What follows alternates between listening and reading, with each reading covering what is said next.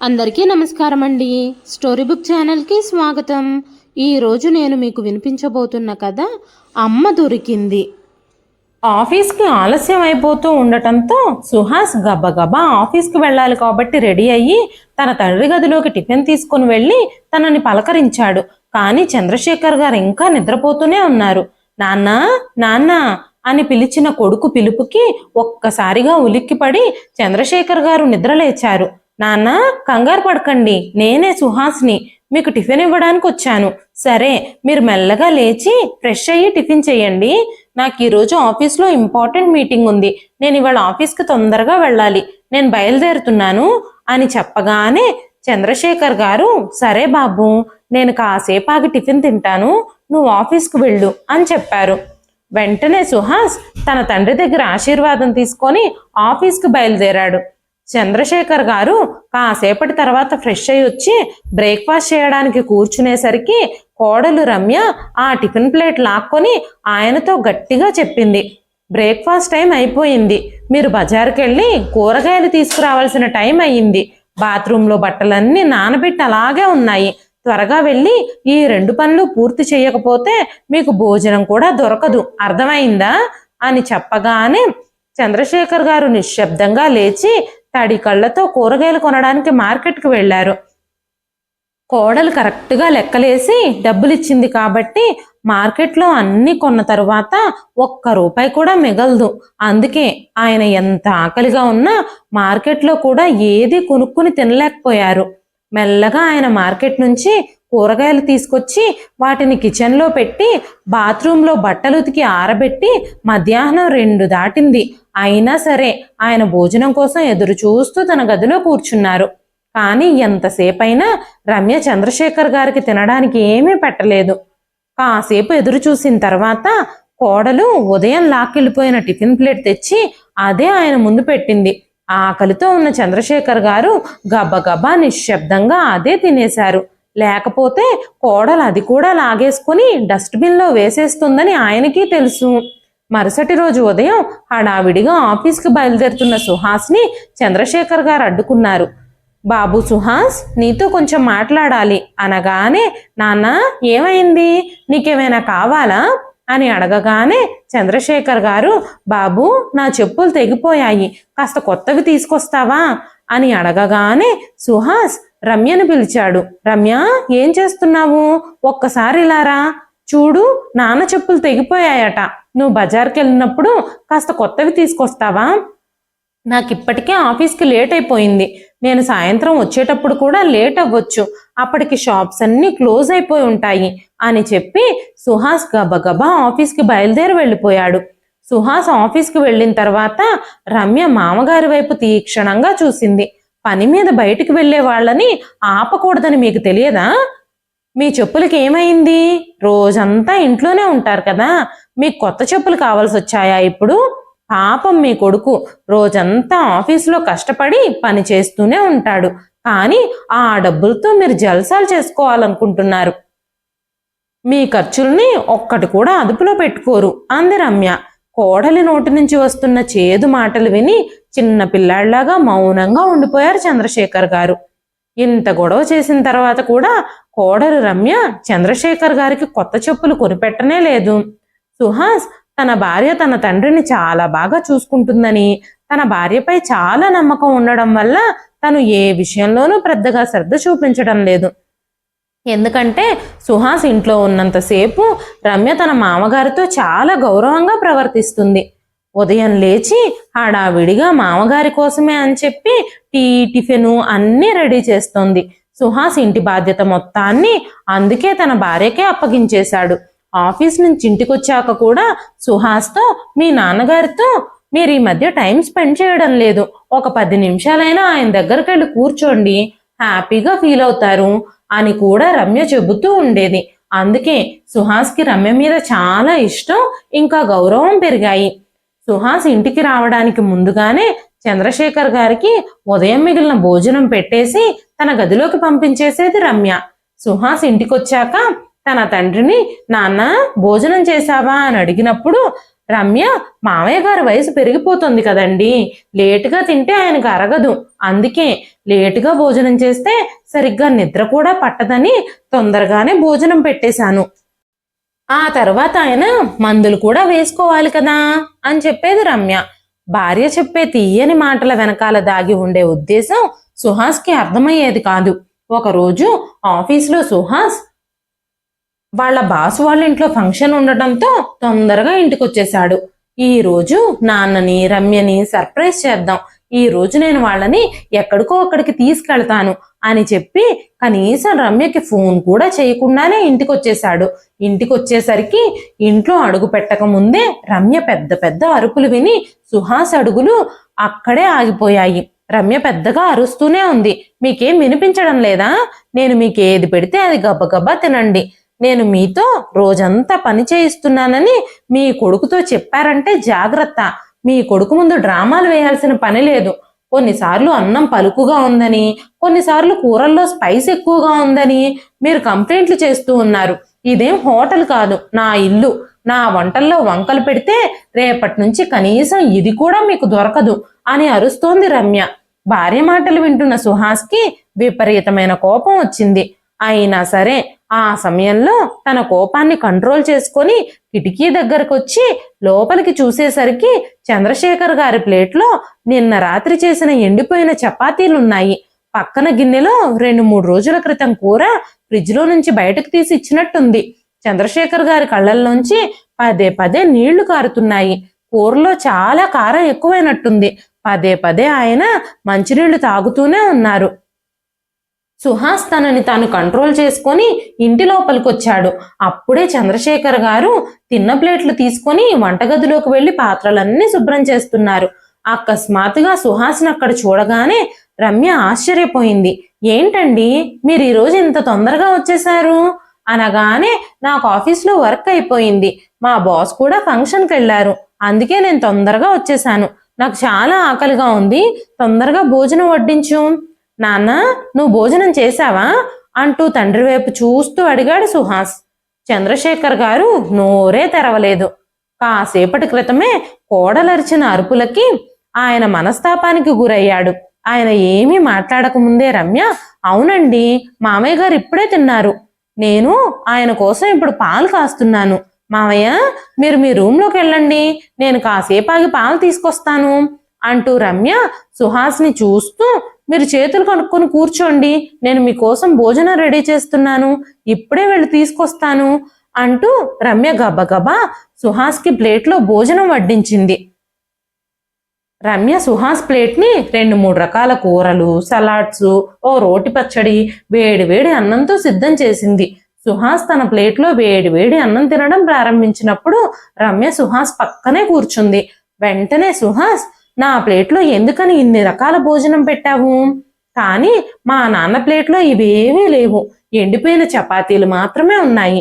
నేను రావడానికంటే ముందు నువ్వు ఎంతో ప్రేమతో మా నాన్నకి భోజనం పెట్టావు కదా, ఆ భోజనం ప్లేట్ని నేను చూసేశాను. మా నాన్న రోజు ఎలాంటి భోజనం తింటున్నారో నేను నా కళ్ళారా చూశాను అన్నాడు సుహాస్. భర్త మాటలు విని రమ్య పరిస్థితి కత్తివేటుకు నెత్తురు చుక్క రానట్టుగా రమ్య మొహం అంతా తెల్లగా పాలిపోయింది. రమ్య వెంటనే తడబడ్డం మొదలుపెట్టింది. సుహాస్ ఎర్రటి కళ్ళతో రమ్య వైపు చూస్తున్నాడు. వెంటనే సుహాస్ రమ్య చెంప మీద లాగి పెట్టి కొట్టాడు. మా నాన్నగారిని ఇలా ఇబ్బంది పెడుతూ పనులు చేయించడానికి నీకెంత ధైర్యం? మా నాన్న విషయంలో నేను అస్సలు నిన్ను అనుమానించాలని కూడా అనుకోలేదు. నువ్వు అంత బాగా నటించావు నా దగ్గర. ఒక్క విషయం చెప్తున్నాను, గుర్తుంచుకో, ఈ రోజు తర్వాత నీ వల్ల మా నాన్న బాధపడితే నేను అస్సలు ఒప్పుకోను. నిన్ను ఎంత నమ్మాను నేను, నువ్వు మా నాన్నని ఇలా ట్రీట్ చేస్తావా? ఈ రోజు నేను ఏమై ఉన్నానో అది మా నాన్న వల్లే.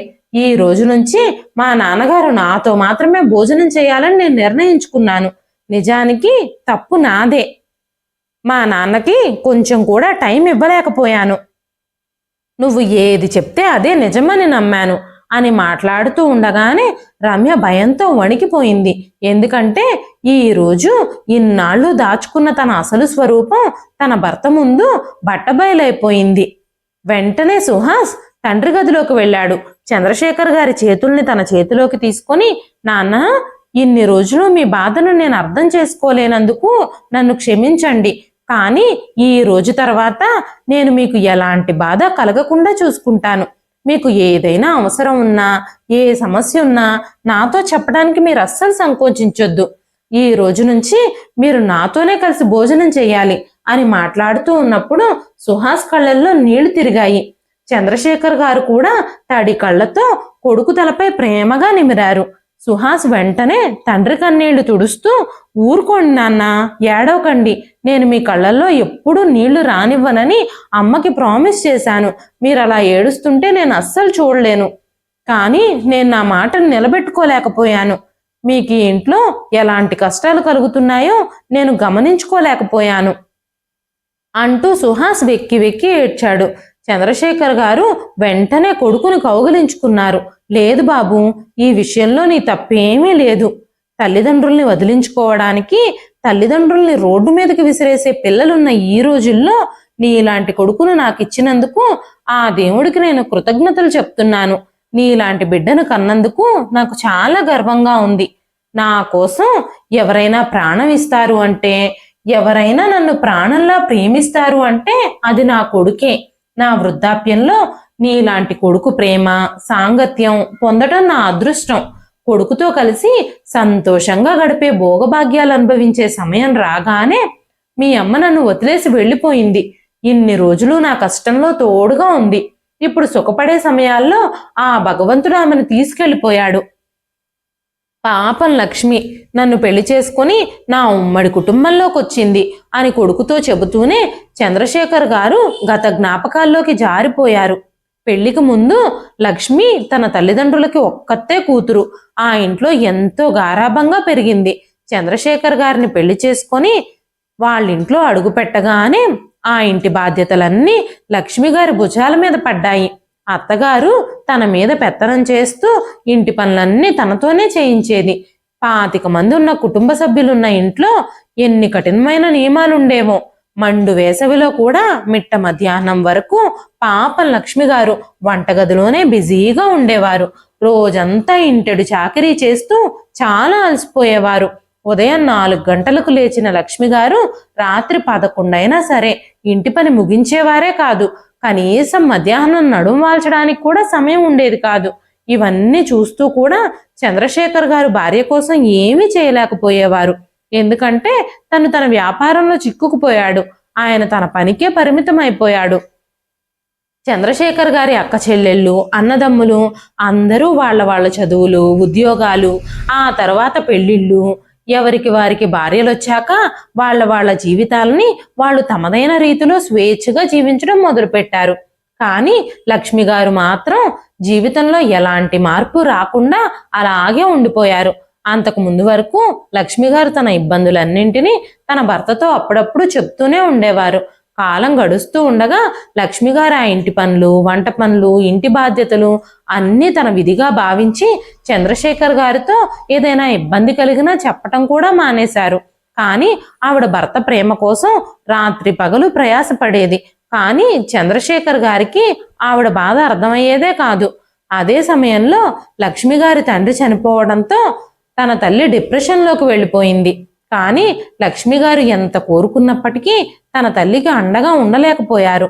తన తల్లి ఒంటరిగా అయిపోవడంతో తన తల్లిని తనతో పాటు తీసుకొచ్చుకోవాలని ఇంట్లో అనుమతి కోసం అత్తగారిని అడిగారు. అప్పుడు చంద్రశేఖర్ గారి అమ్మ లక్ష్మి గారిని చాలా మందలించింది. నీకు కొంచెమైనా బుద్ధుండాలి. ఎక్కడైనా కూతురు తల్లిదండ్రుల బాధ్యత తీసుకుంటుందా? ఏ తల్లిదండ్రులు కూతురింటి నుంచి కనీసం మంచినీళ్ళు కూడా తాగరు. కానీ మీ అమ్మకు కొంచెం కూడా సిగ్గులేదు. కూతురు అల్లుడితో ఈ వయసులో సేవలు చేయించుకోవాలనుకుంటుందా అంటూ అత్తగారు మాట్లాడుతూ ఉన్నప్పుడు లక్ష్మి గారు చాలా ఆశతో చంద్రశేఖర్ గారి వైపు చూశారు.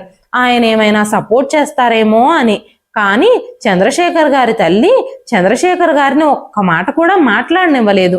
ఎంత ప్రయత్నించినా చంద్రశేఖర్ గారు తన భార్య కోసం ఏమీ చేయలేకపోయారు.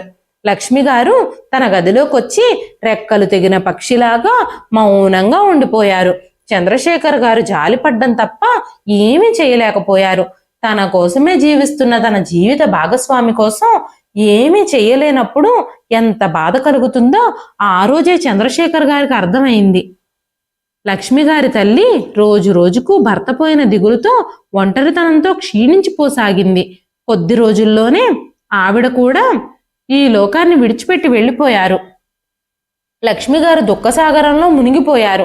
ఆ రోజు చంద్రశేఖర్ గారు లక్ష్మి గారిని పరిశీలనగా చూశారు. నీరసమైన మొహం, నీళ్లతో నిండిపోయిన కళ్ళు, ముఖం నిండా కన్నీటి చారలు. తన చెయ్యి పట్టుకొని ఇంట్లోకి వచ్చిన లక్ష్మి తిను కాదు అని అనిపించింది చంద్రశేఖర్ గారికి.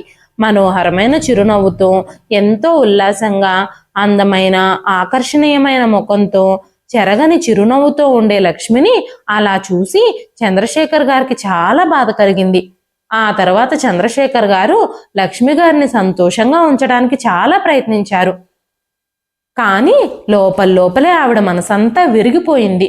కొన్నాళ్ల తర్వాత చంద్రశేఖర్ గారి తల్లిదండ్రులు కూడా మరణించారు. ఇప్పుడు ఆ ఇంట్లో లక్ష్మి గారు, చంద్రశేఖర్ గారు ఇద్దరే మిగిలారు. ఎందుకంటే అప్పటికే సుహాస్ కూడా పెద్ద ఉద్యోగం సంపాదించి ఒక అందమైన అమ్మాయిని పెళ్లి చేసుకొని తనతో సిటీకి షిఫ్ట్ అయిపోయాడు. కాబట్టి కొడుకు కూడా దూరం అవ్వడంతో లక్ష్మి గారి మనసు చాలా బాధపడింది. ఆమె రోజు రోజుకి బలహీనంగా అవడం ప్రారంభించింది. అప్పుడు చంద్రశేఖర్ గారు లక్ష్మి గారితో, లక్ష్మి, ఇప్పుడు ఈ ఇంట్లో మనమిద్దరమే, కావలసినంత స్వేచ్ఛ, స్వతంత్రం.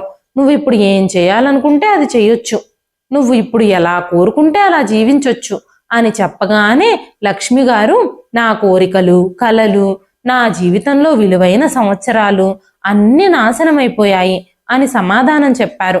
నేను ఎప్పటి నుంచో రాజీ పడడం నేర్చేసుకున్నాను. ఇప్పుడు నాకిక కోరికలు ఏవీ లేవు. ఒకవేళ ఉన్నా వాటన్నింటినీ చంపేసుకున్నాను. నా కొడుకు మీదే నేను ఎన్నో ఆశలు పెట్టుకున్నాను. అంగరంగ వైభవంగా పెళ్లి చేశాం. కొడుకు, కోడలు నా కళ్ళ ముందుంటే చాలు అనుకున్నాను. కానీ వాళ్ళు కూడా ఉద్యోగం నిమిత్తం సిటీకి వెళ్ళిపోయారు. ఇప్పుడు నేను ఇంకెక్కడ సంతోషం వెతుక్కోవాలి? నా జీవితం అంతా రాజీ పడుతూనే గడిపేశాను. ఇక మిగిలిన జీవితం కూడా రాజీ పడుతూ గడపాల్సిందే అన్నారు లక్ష్మి గారు. ఆ తర్వాత లక్ష్మి గారు రోజు రోజుకి చాలా బలహీనంగా కనిపించడం మొదలుపెట్టారు. ఆసుపత్రికి వెళదామని చంద్రశేఖర్ గారు ఎంత అడిగినా కూడా లక్ష్మి గారు ఒప్పుకునేవాళ్లే కాదు. ఒకరోజు అకస్మాత్తుగా ఆవిడ స్పృహ తప్పి పడిపోయింది. చంద్రశేఖర్ గారు హాస్పిటల్కి తీసుకెళ్లినప్పుడు టెస్ట్లన్నీ చేసిన డాక్టర్లు ఆవిడకి క్యాన్సర్ చివరి స్టేజ్లో ఉందని తేల్చి చెప్పారు. లక్ష్మి గారు మౌనంగానే ఉన్నారు. ఆవిడ ప్రవర్తనలో ఎలాంటి మార్పు లేదు. ఇంకా కోల్పోవడానికి ఏముంది గనక తనకి? చంద్రశేఖర్ గారికి మాత్రం ప్రపంచం మొత్తం విడిపోతున్నట్టుగా అనిపించింది.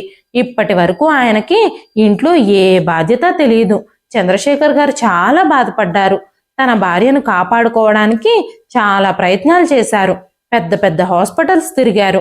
ఎన్ని ప్రయత్నాలు చేసినా కూడా లక్ష్మి గారు చంద్రశేఖర్ గారిని శాశ్వతంగా విడిచిపెట్టి వెళ్ళిపోయారు. కానీ లక్ష్మి గారు చనిపోయే ముందు చంద్రశేఖర్ గారిని జాగ్రత్తగా చూసుకోమని, ఎలాంటి కష్టము కలగనివ్వొద్దని కొడుకు దగ్గర వాగ్దానం తీసుకున్నారు. లక్ష్మి గారు చనిపోయిన తర్వాత చంద్రశేఖర్ గారు లోపలే కృంగిపోయారు. తన భార్య మరణానికి తనే కారణమని ఆయన తనని తానే నిందించుకోవడం మొదలుపెట్టారు. సిటీకి వెళ్లి కొడుకుతో ఉండడానికి కూడా ఆయన నిరాకరించారు. లక్ష్మి గారి జ్ఞాపకాలతో ఆ ఊర్లోనే, ఆ ఇంట్లోనే గడపాలని నిర్ణయించుకున్నారు. అక్కడే ఆవిడ జ్ఞాపకాలతో బ్రతకడం మొదలుపెట్టారు. కానీ కొద్ది రోజుల క్రితం ఆయన ఒంటరితనంతో, అనారోగ్యాలతో బాధపడుతూ ఉండటంతో కొడుకు పదే బలవంతం చేయటంతో సిటీకి రాక తప్పలేదు. ఆయన గత జ్ఞాపకాల్లో ఉండగానే కొడుకు మాటలకి ఒక్కసారిగా ఆయన జ్ఞాపకాలన్నీ చెదిరిపోయాయి. సుహాస్ చంద్రశేఖర్ గారితో, నాన్న, నాకంతా అర్థమైంది. నేను ఆఫీస్కు వెళ్లే ముందు నేను నీకు టిఫిన్ ఇస్తాను. ఈ ఇంట్లో మీకు హక్కు ఉంది. మీకేం కావాలన్నా ఏదైనా డిమాండ్ చేసి తీసుకోండి. మీకు ఈ ఇంట్లో ఎలాంటి ఆంక్షలు లేవు. కాబట్టి మీరు గుర్తుంచుకోండి, మీరు ఇంక నుంచి ఎలాంటి ఇబ్బంది పడొద్దు అన్నాడు సుహాస్. కానీ చంద్రశేఖర్ గారికి కోడలి మాటలే పదే గుర్తొస్తున్నాయి. రమ్య చంద్రశేఖర్ గారితో, మీరు నన్ను ఏదైనా డిమాండ్ చేసి అడిగితే నేను చేతులు కట్టుకుని మీకు సేవలు చేస్తానని అనుకుంటున్నారా? గుర్తుంచుకోండి, మీ అబ్బాయి ఆఫీస్కి వెళ్ళిపోయిన తర్వాత మీకు భోజనం ఎవరు పెడతారు? మీకు టైంకి భోజనం కావాలి అంటే నేను చెప్పినట్టే వినాలి. ఈ వయసులో ఆహారం సరిగ్గా జీర్ణం కావాలంటే కాస్త తక్కువ తినాలి. కానీ పగలనక రాత్రనక ఏదో ఒకటి కావాలని అడుగుతూనే ఉంటారు మీరు. మీ నోరు అసలు అలసిపోదా? ఈ రోజు నేను మీకు 3వ టీ ఇస్తున్నాను. దీని తర్వాత మీరు నన్ను టీ అడిగితే నేను అస్సలు ఇవ్వను, జాగ్రత్త. మీరేమనుకుంటున్నారు, నేను రోజంతా వంటగదిలో పనిచేస్తూనే ఉంటానా? మీరేమో కూర్చొని ఆర్డర్లు వేస్తూ ఉండొచ్చానా? నేను కూడా మనిషినే కదా, నేను అలసిపోతాను. రోజంతా కూర్చొని ఆర్డర్లు వేస్తున్నారు. ఇంకొకసారి టీ కోసం నన్ను పిలిస్తే నేను అస్సలు ఊరుకోను. మీ కొడుకేమో పెద్ద శ్రవణ కుమారుల్లాగా తల్లిదండ్రుల మీద ఆయనకే ప్రేమ ఉందని చూపించుకోవాలని మిమ్మల్ని తీసుకొచ్చి నా నెత్తి మీద పెట్టేశాడు. ఆయనకేం చక్కగా ఆఫీస్కు వెళ్ళిపోతారు, మిమ్మల్ని భరించాల్సింది నేనే కదా అంటూ రమ్య చంద్రశేఖర్ గారితో అంది. వెంటనే చంద్రశేఖర్ గారు, రమ్య, నువ్వు చాలా మంచి విషయాలు చెప్పావు. ఈ వృద్ధాప్యంలో తక్కువే తినాలి, కానీ తినేది తక్కువే అయినా అది పౌష్టికాహారమే ఉండాలి. నువ్వు నాకు తినడానికి ఏమిస్తున్నావో ఒక్కసారి చూసుకో. నేను ఆల్మోస్ట్ రోజంతా ఆకలితోనే ఉంటున్నాను. కనీసం నాకు తినడానికి ఉదయం బ్రెడ్ పాలు అయినా ఇవ్వు బ్రేక్ఫాస్ట్గా. కనీసం నాకు కాస్త బలమైనా వస్తుంది. నేను ముసలివాడిని అయిపోయాను కదా, ఉదయం టిఫినే పెట్టకపోతే నువ్వు నాకు నా ఆరోగ్యం అంతా పాడైపోతుంది. ఈ వయసు వచ్చాక పెద్దవాళ్ళం కూడా చిన్నపిల్లలం అయిపోతాం. చిన్నపిల్లల్లాగానే ఎప్పుడూ ఆకలి వేస్తూనే ఉంటుంది. కానీ ఉదయం రాత్రి మిగిలిపోయిన ఎండిపోయిన చపాతీలు నేను తినలేకపోతున్నాను. అందుకే నాకు కాస్త పాలు బ్రెడ్ ఇస్తే 12 వరకు నాకు ఆకలి అవ్వదు. నాకు షుగర్ ఉంది కదా, మళ్ళీ మళ్ళీ ఆకలిగానే అనిపిస్తుంది. నేను నిన్ను కాకపోతే ఇంకెవరిని అడుగుతాను? వృద్ధాప్యంలో కొడుకు కోడలే కదా తల్లిదండ్రులకి ఆసరా అవుతారు. నా లోకంలో నువ్వు సుహాస్ తప్ప ఇంకెవ్వరూ లేరు అన్నారు. ఆ మాటలు చెప్పేటప్పుడు చంద్రశేఖర్ గారి మనసంతా ఉక్కిరిబిక్కిరైపోయి ఆయన కళ్ళల్లో నీళ్లు తిరిగాయి. రమ్య మెల్లగా, ఓ మై గాడ్, పాలు బ్రెడ్ కావాలా మీకు? పాల రేట్లు ఎంత పెరిగిపోయాయో తెలుసా? టీ చేయడానికి నేను కొలిచి పాలు వాడతాను, కానీ మీరు బ్రెడ్ పాలు గురించి మాట్లాడుతున్నారా? సరే, నేను దాని గురించి ఆలోచిస్తానులే, కానీ మీ మొహం అంత దరిద్రంగా పెట్టకండి అని చెప్పగానే చంద్రశేఖర్ గారు మౌనంగా తన గదిలోకి వెళ్ళిపోయారు. కానీ రోజు రోజుకి రమ్య ఆయనతో కోపంగా మాట్లాడడం ప్రారంభించింది. నేను ఒక తండ్రికి ఒక కొడుక్కి సేవకురాలను అయిపోయానేమో అని నాకు అనిపిస్తుంది. అందుకే తండ్రి కొడుకులు ఇద్దరూ నాకు ఆర్డర్లు వేస్తూ ఉంటారు. నేను పని మనిషిలాగా వాళ్ళ ఆదేశాలు పాటిస్తాను. ఈ ముసలాయన నన్ను మాటి మాటికి విసిగిస్తూనే ఉంటాడు. ఎప్పుడూ ఆకలి ఆకలి అని నన్ను చావగొడుతున్నాడు. ఈ రోజు ఏం జరిగినా సరే నేను అస్సలు ఆయన్ని పట్టించుకోను అనుకుంటూ ఫోన్ తీసుకుని రూమ్లోకి వెళ్ళిపోయి కూర్చుంది రమ్య. అప్పుడే రమ్య వాళ్ళ అమ్మ ఈశ్వరి గారు ఫోన్ చేశారు. ఆవిడ రమ్యతో, అమ్మ రమ్య, ఎలా ఉన్నావు? ఇంట్లో అందరూ బాగానే ఉన్నారు కదా? అయినా నీకేంట్లే, ఆ ఇంటికి నువ్వే మహారాణివి కదా అనగానే రమ్య కోపంగా, అమ్మా, నువ్వు నా క్షేమం గురించి అడుగు చాలు, నా గాయాలపై కారం చల్లొద్దు అంటూ, నేను పగలు రాత్రి మా మామగారి పనిలో బిజీగా ఉంటున్నాను. ఒక్క క్షణం కూడా ఊపిరి పీల్చుకోలేకపోతున్నాను. నా ఆనందాన్ని ఎవరో హరించి వేస్తున్నట్టు అనిపిస్తుంది. ఆయన అలవాటుగా రోజుకు 5 సార్లు టీ తాగుతారు. స్నాక్స్, బిస్కెట్లు, లేదంటే పకోడీలు చేయమని అడుగుతారు. ఆయన అభ్యర్థనలకు అంతే లేదు. ఆయన్ని చూస్తుంటేనే నాకు చాలా కోపం వచ్చేస్తుంది. నాకు అలాంటి మామగారు వద్దనే వద్దు అనగానే ఈశ్వరి గారు, అమ్మ రమ్య, వయసులో ఉన్నప్పుడు ఎవరికైనా తినడానికి టైమే ఉండదు. పిల్లలు, బాధ్యతలు, ఇల్లు, సంసారం, వీటితోనే గడిచిపోతుంది. అందుకే ఆ వయసులో మనిషికి ఆకలి తక్కువగా ఉంటుంది. బాధ్యతల బరువులు మోయటంతోనే తెలియకుండానే ముసలాళ్ళమైపోతాం. వృద్ధాప్యం వచ్చాక బాధ్యతలన్నీ తీరాక కాస్త మనిషికి ఆకలి పెరుగుతుంది, అన్నింటి మీద ఆశ కలుగుతుంది. ఈ వయసులో అందరూ అలాగే తింటారు అని చెప్తున్నారు. పక్క గదిలో కోడలు గొంతు విని చంద్రశేఖర్ గారు చెలించిపోయారు. ఆయనని హేళన చేస్తూ రమ్య మాట్లాడడంతో ఆయనకు చాలా బాధ కలిగింది. ఆ బాధతోనే ఆయనకు కన్నీళ్లు వచ్చాయి. కన్నీళ్లు తుడుచుకుంటూ తన గదిలోకి వెళ్ళి నిశ్శబ్దంగా పడుకున్నారు. కోడలు బిజీగా ఉండడం చూసి చంద్రశేఖర్ గారు మాటి మాటికి రమ్యకి పని చెప్పకుండా తనే స్వయంగా వెళ్ళి ఆహారం తెచ్చుకునేవారు. కోడలికి ఇంకా పని పెంచడం ఇష్టం లేక తన బట్టల్ని తానే స్వయంగా ఉతుక్కునేవారు. ఎక్కువసార్లు టీ అడిగితే కోడలికి కోపం వస్తుందని 2 సార్లు మాత్రమే టీ తాగేవారు. అయినా సరే కోడలు తన తల్లితో ఇలా అబద్ధాలు చెప్పడం ఆయన హృదయంలో గుచ్చుకుంటుంది. ఇంతకు ముందు ఎవ్వరూ లేకపోయినా ఒంటరిగా ఆయన ఊర్లో ఆయన సొంతింట్లో హాయిగా జీవిస్తూ ఉండేవారు. కానీ తండ్రి ఒంటరిగా ఉండడం భరించలేక సుహాస్ ఆయన్ని సిటీకి రమ్మని పదే పదే ప్రాధేయపడ్డాడు. ఒంటరిగా ఉంటూ ఆ ఇంట్లో ఆయనకేదైనా జరిగితే సుహాస్ తట్టుకోలేడు. అంతేకాకుండా చనిపోయిన తన తల్లికి ఏం సమాధానం చెప్తాడు?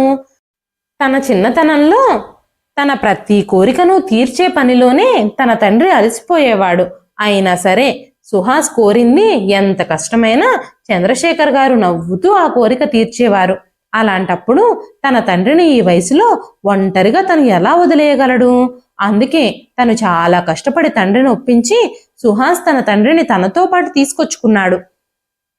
తర్వాత రోజు రమ్య టీ ఇంకా బిస్కెట్లు తీసుకొచ్చి మామగారు ముందుంచింది.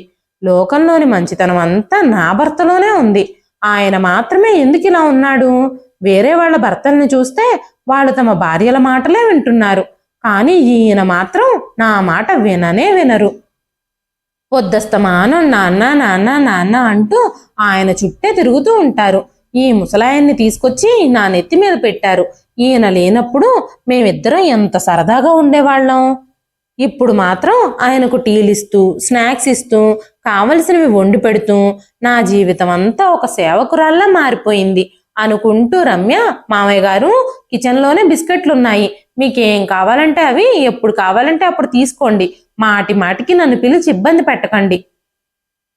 వృద్ధులందరూ వృద్ధాప్యంలో తమ పిల్లల్ని ఇలాగే ఇబ్బంది పెడతారో లేదో నాకు తెలియదు, కానీ మీరు మాత్రం నన్ను బాగా ఇబ్బంది పెట్టేస్తున్నారు అంటూ గబగబా నడుచుకుంటూ అక్కడి నుంచి వెళ్ళిపోయింది. కోడలి మాటలకి చంద్రశేఖర్ గారికి చాలా అవమానంగా అనిపించింది.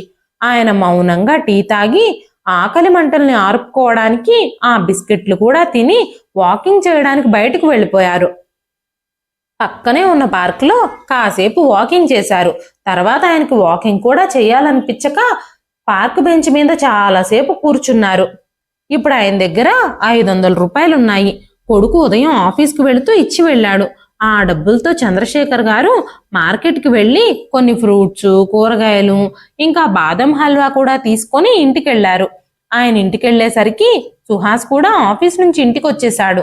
తండ్రి తీసుకొచ్చిన ఫ్రూట్స్, స్వీట్స్ చూసి, నాన్న ఈ రోజు మీరు మార్కెట్ నుంచి ఇవన్నీ ఎందుకు తీసుకొచ్చారు అంటూ స్వీట్ బాక్స్ ఓపెన్ చేసి తను స్వీట్ తింటూ, నాన్న ఇదిగో నువ్వు కూడా తిను, మీకు ఈ బాదం హల్వా అంటే చాలా ఇష్టం కదా అంటూ తండ్రికి కూడా తినిపించాడు.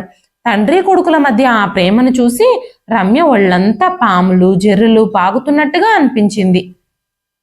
ఈ రోజు ఏమైందో ఈయనకి, సరుకులు కూడా తీసుకొచ్చారు మార్కెట్ నుంచి అనుకుంటూ, ఏది ఏమైనా నా పనులు మాత్రం నాకు తప్పవు కదా అంటూ వంట పనిలో బిజీ అయిపోయింది రమ్య. అప్పుడు చంద్రశేఖర్ గారు సుహాస్తో, బాబు సుహాస్, నా కోడలు కాకుండా తను నా కూతురు అయి ఉంటే బహుశా నేను తను ఏమన్నా పట్టించుకునేవాణ్ణి కాదేమో. నా కూతురికి సహాయంగా ఉండడానికి నేను కూడా కొన్ని పనులు చేసేవాణ్ణి కదా. నేను నా కోడల్ని ఎప్పుడూ నా కూతురుగానే భావిస్తున్నాను, కానీ తను నన్ను తండ్రిగా భావిస్తుందో లేదో తెలియదు. సరే, ఆ విషయం వదిలేస్తే కొన్ని రోజులుగా నేను నీతో ఒక విషయం చెప్పాలి అని అనుకుంటున్నాను. రోజు కోడలికి నాకు చేతనైన పనుల్లో నేను సహాయం చేయాలి అని అనుకుంటున్నాను. ఈ రోజు నేను మీకోసం వేడి వేడి పకోడీలు, అల్లం టీ చేసుకొచ్చి తినిపిస్తాను. నువ్వు కోడలు నా చేతి పకోడీలు రుచి చూద్దురు గాని, మీరిద్దరూ ఇలా వచ్చి కూర్చోండి అంటూ మీ అమ్మున్నప్పుడు నేను అడగకుండానే ఇవన్నీ చేసి తీసుకొచ్చి నా ముందు పెట్టేసేది అనగానే సుహాస్, నాన్న ఇప్పుడు చాలా లేట్ అయిపోయింది, డిన్నర్ టైం కూడా అయిపోతుంది, పకోడీల సంగతి రేపు చూద్దాంలే, కానీ ఇప్పుడు మనం భోజనం చేద్దాం రండి అనగానే, బాబు సుహాస్ ఈ రోజు నాకు పకోడీలు తినాలని చాలా ఆశగా ఉంది అని చెప్పగానే సుహాస్ రమ్యను పిలిచి, రమ్య నాన్నకి పకోడీలు తినాలనిపిస్తుందట, నువ్వు పకోడీలు టీ కూడా చెయ్యి అని చెప్పాడు. ఆ మాటలు విని రమ్యకు చాలా కోపం వచ్చింది. ఎంతో కష్టపడి డిన్నర్ ప్రిపేర్ చేస్తే మళ్ళీ ఈ ముసలాయన నాతో పకోడీలు చేయిస్తున్నారు ఇంత రాత్రిపూట అని చాలాసేపు కొనుక్కుంది రమ్య. ఆ తర్వాత రోజు సుహాస్ ఆఫీస్కు వెళ్ళిపోయిన తర్వాత రమ్య తన తల్లికి ఫోన్ చేసి ముందు రోజు రాత్రి జరిగిన విషయం అంతా చెప్పింది. ఈయన ఉద్దేశపూర్వకంగానే నన్ను ఇబ్బంది పడుతున్నాడు అంటూ తల్లితో చెప్పింది. వెంటనే ఈశ్వరి గారు, అలాంటిది ఏమీ ఉండదమ్మా, మీ మామయ్య గారికి షుగర్ ఉంది కదా, ఆయనకి మాటి మాటికి ఆకలవుతూ ఉండుండొచ్చు.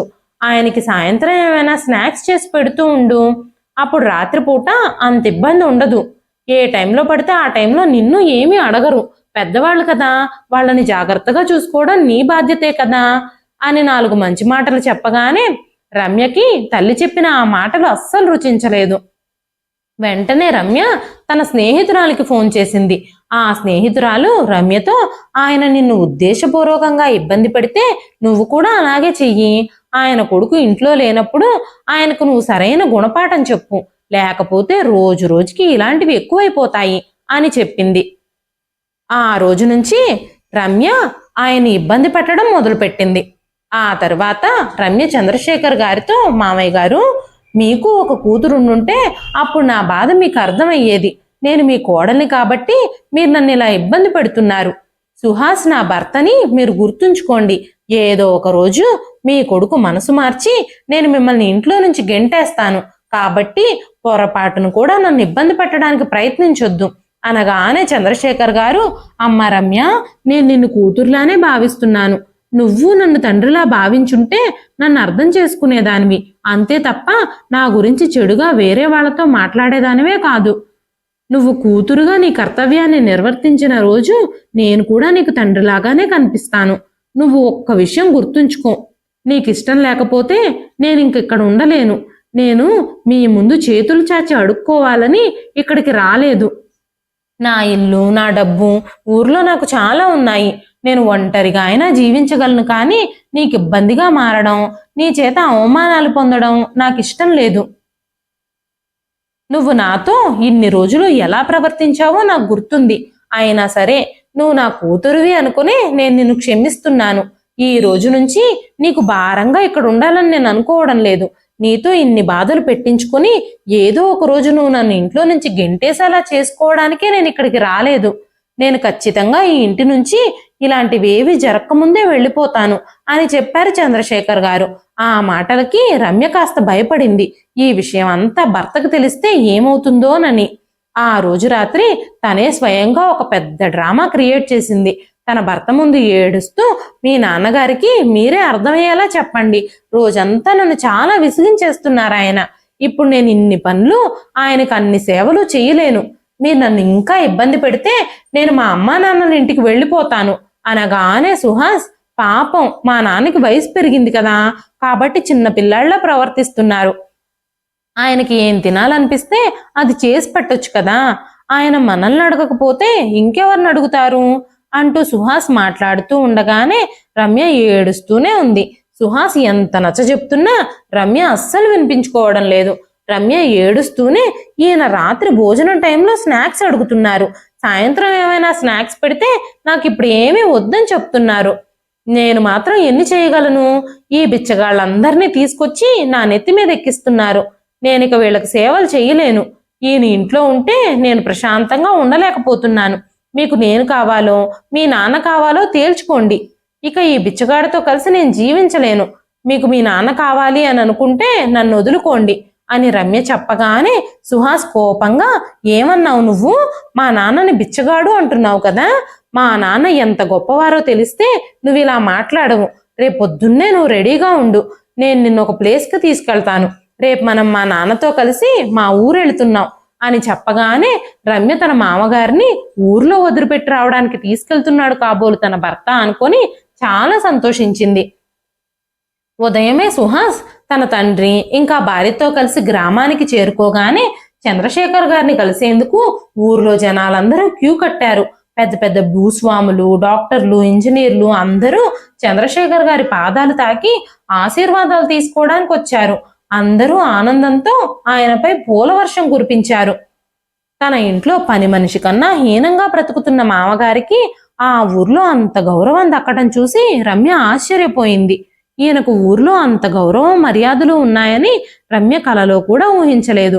చంద్రశేఖర్ గారు తన భార్య లక్ష్మి గారు చనిపోయిన తర్వాత ఊర్లో తన దగ్గరున్న డబ్బులతో చాలా మంచి మంచి పనులు చేశారు. వృద్ధాశ్రమాలు, హాస్పిటళ్ళు కట్టించారు. కొన్ని చోట్ల స్కూల్స్ కూడా తెరిచారు. తెలివితేటలుండి చదువు చెప్పించే స్తోమత లేని పిల్లలకి కాలేజీ ఫీజులు కూడా కట్టి చదివించారు. సమాజంలో తన మామగారు చేసిన మంచి పనులు, తన మామగారికి లభించిన గౌరవ మర్యాదలు చూశాక రమ్య కళ్ళు తెరుచుకున్నాయి. తన తప్పును గ్రహించింది. తనకి అవకాశం దొరికిన వెంటనే, జనప్రవాహం తగ్గిన వెంటనే వచ్చి తన మామగారి పాదాల మీద పడి, క్షమించండి మావయ్య, నేను మీ విషయంలో చాలా చెడ్డ తప్పులు చేశాను.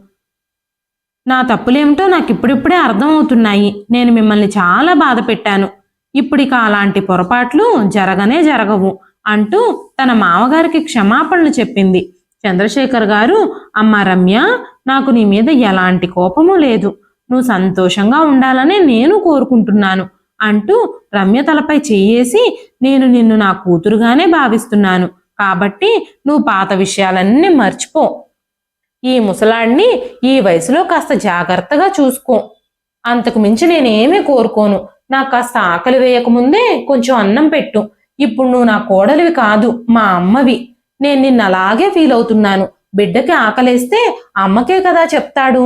అందుకే నేను కూడా నాకు ఆకలేస్తే నిన్నే అడుగుతున్నాను అని మాట్లాడుతూ ఉన్నప్పుడు చంద్రశేఖర్ గారికి కళ్ళల్లో నీళ్లు తిరిగాయి. మామగారి నోటి నుంచి అలాంటి గౌరవప్రదమైన మాటలు వింటున్న రమ్యకి కన్నీళ్లొచ్చాయి. పశ్చాత్తాపంతో తన హృదయమంతా ద్రవించిపోయింది. వెంటనే మామగారి చేయి పట్టుకొని, మామయ్య గారు, నేను చేసిన తప్పులన్నీ మర్చిపోండి. ఈ రోజు తర్వాత ఈ కూతురు మీద మీకు ఎలాంటి కంప్లైంట్ చేసే అవకాశం రాదు. మీరు నన్ను ఒక తండ్రిలాగా అర్థం చేసుకోగలిగినప్పుడు నేను కూడా ఒక కూతురులాగానే నా కర్తవ్యాలను నెరవేరుస్తాను అంది రమ్య. చంద్రశేఖర్ గారు కోడల్ని ప్రేమగా దగ్గరకు తీసుకున్నారు. అలా ఇద్దరిని చూసిన సుహాస్, ఇప్పుడు మామ కోడళ్ల మధ్య తల్లి కూతుళ్ళ కంటే ఎక్కువ ప్రేమ ఉంది. మీరిద్దరూ కలిసి నన్ను మర్చిపోతారేమో అనగానే ముగ్గురు సంతోషంగా నవ్వుకున్నారు. ఆ రోజు తర్వాత చంద్రశేఖర్ గారు ఆకలవుతుంది అన్నం పెట్టమని అడిగే అవకాశం రమ్య ఎప్పుడూ ఆయనకి ఇవ్వలేదు. ఆయన అడగక ముందే ఆయన కోసం ఆయనకి ఏమిష్టమో అన్ని తెలుసుకుని రెడీ చేసి ఆయన ముందు పెట్టేది రమ్య. ఆ రోజు నుంచి చంద్రశేఖర్ గారు చాలా సంతోషంగా ఉన్నారు. ఇన్ని రోజులు శాపంగా ఉన్న ఆయన వృద్ధాప్యం ఇప్పుడు ఒక వరంగా మారిపోయింది. ఆయనకి కోడలి రూపంలో కూతురు కాకుండా ఒక అమ్మ దొరికింది. ఇదండి ఈ రోజు కథ.